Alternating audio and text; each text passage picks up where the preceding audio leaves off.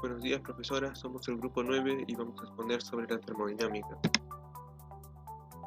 Empezamos con la energía de Gibbs y la espontaneidad.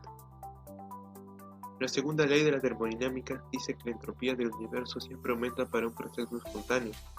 A temperatura y presión constantes, el cambio de la energía libre de Gibbs se define como: la variación de la energía libre de Gibbs va a ser igual a la variación de la entalpía menos la temperatura multiplicado por la variación de la entropía. La espontaneidad es un proceso que puede depender de la temperatura. Efecto de la temperatura en la espontaneidad. Considere la descomposición del bicarbonato de sodio a 298 Kelvin y a 450 Kelvin.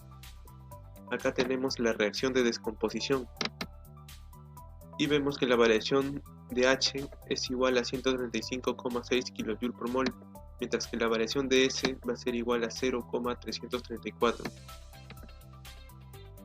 Acá tenemos la fórmula antes dada que dice que la variación de G es igual a la variación de H menos T por la variación de S. Ahora hallaremos la variación de G a una temperatura de 298 Kelvin. Reemplazando los datos que nos dan acá arriba, obtenemos que la variación de G es igual a 36,1 kJ por mol. Observamos que la variación de G es positiva, por lo que diremos que la reacción es no espontánea a temperatura ambiente.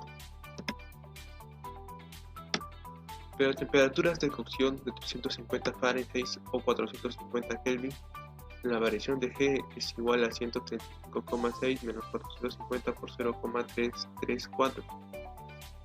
Esto nos da como resultado menos 14,7 kJ por mol. Observamos que la variación de G es negativa, por lo que diremos que la reacción es espontánea a temperatura de cocción. Cuando la variación de H y la variación de S tengan el mismo signo, es posible controlar la espontaneidad con la temperatura. Suponiendo que la variación de H y la variación de S son independientes de T, una suposición razonable de primer orden, entonces la variación de G es una función lineal de T, por lo que podríamos graficar variación de G versus temperatura. Y en el gráfico observamos que para valores menores a T asterisco, la reacción es no espontánea, dado que la variación de G va a ser mayor a 0. Y para valores mayores a T asterisco, la reacción sería espontánea, dado que la variación de G va a ser menor a 0, como se puede observar acá. Ahora calcularemos T asterisco. Para hacer este cálculo, tenemos que igualar la variación de G igual a 0. En la siguiente fórmula, reemplazamos variación de G igual a 0 y despejamos T asterisco, por lo que nos quedaría que T asterisco es igual a variación de H sobre variación de S. Reemplazamos los datos que nos habían dado al inicio y obtenemos que T asterisco es igual a 407 Kelvin. Por lo que si T asterisco vale 407 Kelvin, para temperaturas menores a 407 Kelvin, diremos que la reacción es no espontánea, y para temperaturas mayores a 407 Kelvin diremos que la reacción es espontánea.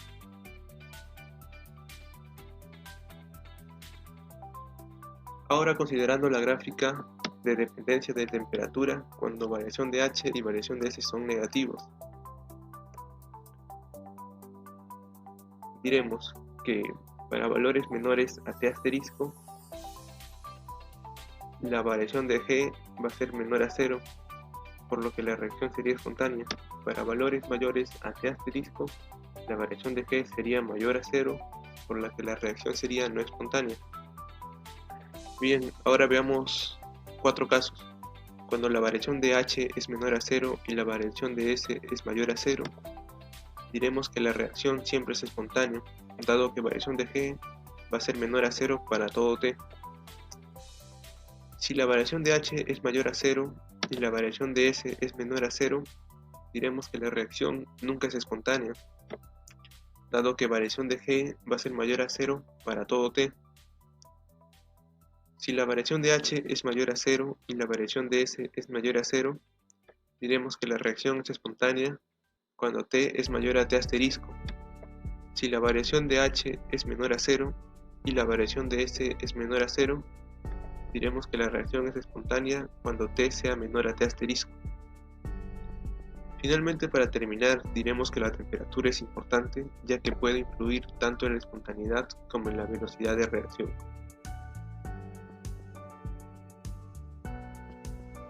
Explicaré acerca de los enlaces de hidrógeno como parte de la termodinámica en los sistemas biológicos. Para empezar, para que exista un enlace de hidrógeno debe existir un átomo el cual sea el donante del enlace de hidrógeno, mientras que exista otro el cual debe ser el aceptor. El aceptor siempre debe tener por lo menos un par de electrones disponibles para el cual se pueda realizar la unión. En la primera figura vemos como el hidrógeno tiene una carga positiva mientras el elemento Y tiene una carga negativa. Al ser parte de los sistemas biológicos, los elementos X y Y deben ser los elementos que se encuentran por lo general más presentes en estos, ya sea el oxígeno, el nitrógeno o el flúor. En la segunda imagen vemos cómo existen muchas moléculas de agua. Sabemos que para cada átomo de oxígeno van a existir dos átomos de hidrógeno, con los cuales esto va a estar conectado. Entonces, ¿cómo es que se va a conectar o enlazar cada una de las moléculas de agua? Vemos que cada oxígeno tiene dos pares libres. Entonces, sabemos que para que se realice la vinculación de hidrógeno o un enlace hidrógeno, tiene que haber por lo menos un par de electrones libres. Entonces, al tener el oxígeno dos pares, lo que va a suceder va a ser que este oxígeno se va a unir con los hidrógenos de otras dos moléculas de agua. Por otro lado, sabemos, como se puede notar en esa pequeña tabla, que los enlaces covalentes son mucho más fuertes que en los enlaces de hidrógenos. Por ejemplo, en la primera tenemos un OH unido con un oxígeno, el cual es un enlace de hidrógeno, en el cual la entalpía media de enlace es de 20 kJ por mol. En cambio, el siguiente, que es un enlace covalente entre un hidrógeno y un oxígeno, tiene una entalpía mucho mayor, de 463. Entonces, ¿por qué la entalpía para un enlace hidrógeno es tan bajo? ¿Por qué los enlaces son tan débiles acá en comparación de un enlace covalente? Bueno, sabemos que estamos estudiando parte de los sistemas biológicos, y en los sistemas biológicos es muy importante que las moléculas se puedan mover entre sí. Por eso no es muy conveniente que los enlaces que los unan estén tan fuertemente ligados. Por otro lado, tenemos un pequeño ejemplo de los enlaces de hidrógeno en el ADN. Por ejemplo, vamos a ver acerca de la adenina y la timina, el cual sabemos que se unen por medio de enlaces de hidrógeno. En la parte superior de la adenina vemos cómo existe un hidrógeno, mientras que en la parte superior de la timina hay justo un oxígeno con un par de electrones libres. Entonces, ¿qué es lo que va a suceder? Lo que va a suceder es que se van a conectar estos por medio de un enlace de hidrógeno. Lo mismo con el nitrógeno que se encuentra en la parte derecha de la adenina, el cual se va a conectar con el hidrógeno que está en la timina, ya que, como lo mencioné hace un momento, siempre se requiere que el átomo que no es el hidrógeno debe tener un par de electrones para que se pueda realizar el enlace. Ahora veremos un breve concepto del ATP. El trifosfato de adenosina, más conocido como ATP, es una molécula pequeña, relativamente simple, la cual puede ser considerada como la principal moneda energética de las células, así como, por ejemplo, el dinero es la principal moneda económica de las sociedades humanas hoy en día. La imagen mostrada es la del compuesto del ATP. Ahora, reacciones acopladas al ATP. Muchas de las reacciones biológicas no son espontáneas, lo que significa que requieren energía para avanzar en dirección hacia adelante.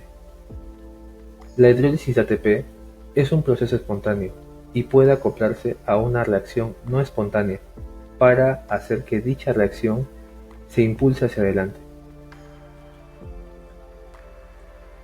En la reacción mostrada, primero calcularemos el delta de G para la hidrólisis de ATP a una temperatura de 310 Kelvin.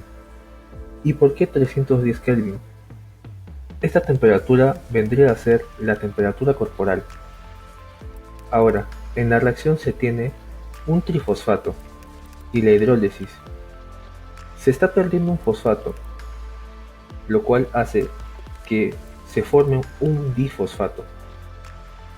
La hidrólisis significa una reacción de escisión que involucra agua. Es una reacción en sí, esta es una reacción exotérmica con una entalpía de menos 24 kJ por mol y un delta S, el cual es igual a 22 Joule por Kelvin mol. Ahora, si conectamos esto a la ecuación delta de G, tenemos que delta H menos T por delta S a una temperatura corporal es igual a menos 31 kJ por mol. Esto da a demostrar que la hidrólisis de ATP es espontánea. Ahora, a continuación se quiere acoplar esto a algo que no es espontáneo. Y la reacción que vamos a emparejar a la no espontánea es la adición de un grupo fosfato a la glucosa, lo cual da que el delta G para la glucosa es igual a 17 kJ por mol y el delta G para la hidrólisis de ATP vendría a ser igual a menos 31 kJ por mol, lo cual da al final que el cambio neto en energía libre vendría a ser igual a la suma de ambos, dando como resultado menos 14 kJ por mol. Y ahora esta reacción espontánea se impulsa. Se tomó algo que no era favorable y se hizo favorable, acoplándolo a la hidrólisis de ATP. Y una pregunta, si la hidrólisis de ATP es espontánea, ¿por qué no ocurre todo el tiempo en la célula?